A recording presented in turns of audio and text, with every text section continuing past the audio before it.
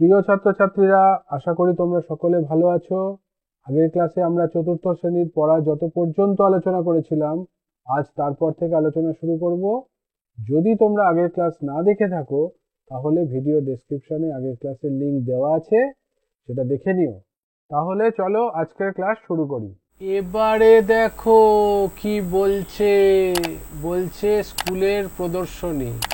এর মানে কি? এর মানে হলো প্রতি বছর ফেব্রুয়ারি মাসে আমাদের স্কুলে হাতের কাজের প্রদর্শনী হয়।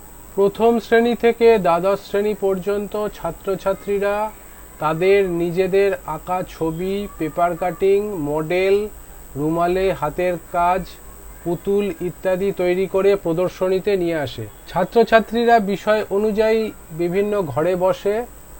আমরা শিক্ষক শিক্ষিকারা ছাড়াও স্থানীয় অনেক মানুষ, বিভিন্ন স্কুল থেকে ছাত্রছাত্রীরা এই প্রদর্শনী দেখতে আসে। প্রতি বছর কতজন এই প্রদর্শনী দেখতে আসে তার একটা হিসাব খাতায় কলমে রাখা হয়। দেখি গত 3 বছরে প্রদর্শনীতে কোন বছরে বেশি লোক এসেছে। দেখো, সাল 2011, দর্শকের সংখ্যা 2128। সাল 2012, 2119 জন এসেছেন। 2013, 2302 জন এসেছেন। 2302 জন এসেছেন। এখন আমরা কাঠি ও রঙিন বল দিয়ে দেখি।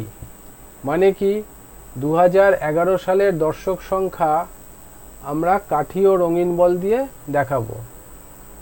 দেখো, প্রথমে 2128, দুটি নীল বল দিতে হবে। একক, দশক, শতক, হাজার কাঠি রয়েছে। প্রথমে আমরা দুটো নীল বল দেব।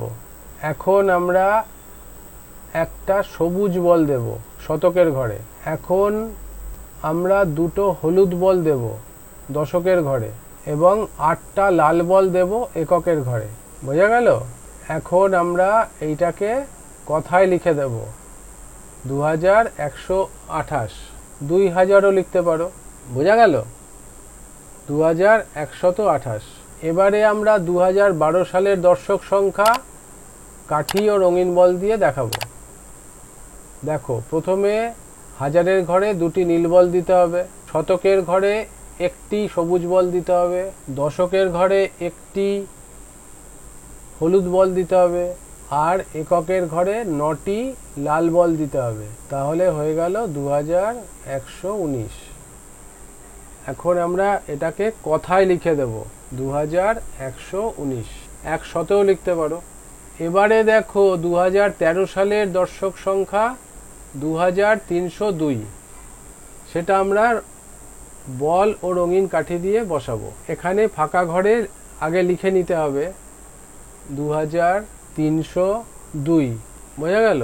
এবারে আমরা হাজারের ঘরে দুটি নীল বল বসাবো, শতকের ঘরে 3টি সবুজ বল বসাবো, দশকের ঘর ফাঁকা, তাই জন্য কোনো বল বসবে না, হলুদ রঙের কোনো বল বসবে না, দশকের ঘর ফাঁকা।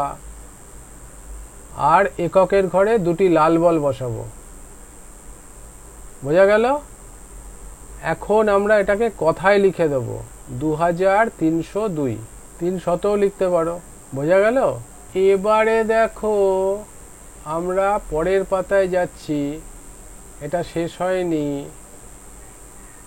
দেখলাম হাজারের ঘরে প্রতি বছরেই দুটি করে বল। হাজারের ঘরে প্রতি বছরেই দুটি করে বল।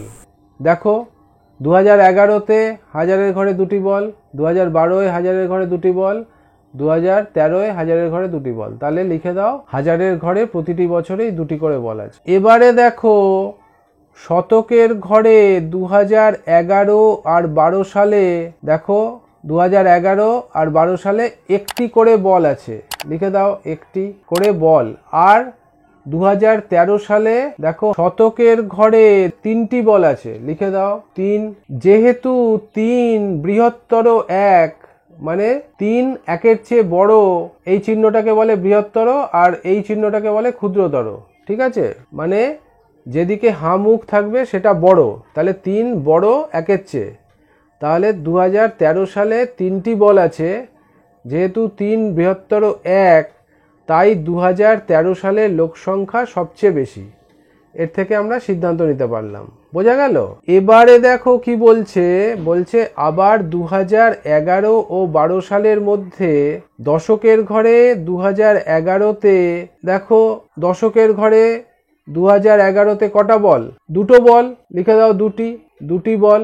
আর 2012-তে দশকের ঘরে 1টি বল, 1। তাহলে এখন লিখতে পারি আবার 2 বৃহত্তর 1, তাহলে আমরা বলতে পারি তাই 2011 সালে লোক সংখ্যা 12 সালের লোক সংখ্যার চেয়ে বেশি। বোঝা গেল?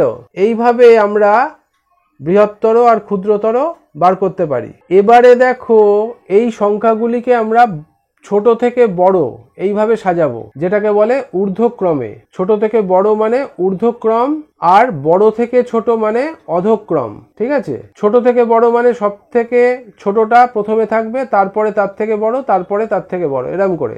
তাহলে দেখো, এই 3টে সংখ্যার মধ্যে সব থেকে ছোট হচ্ছে 2119, তারপরে হচ্ছে 2128, তারপরে হচ্ছে 2302।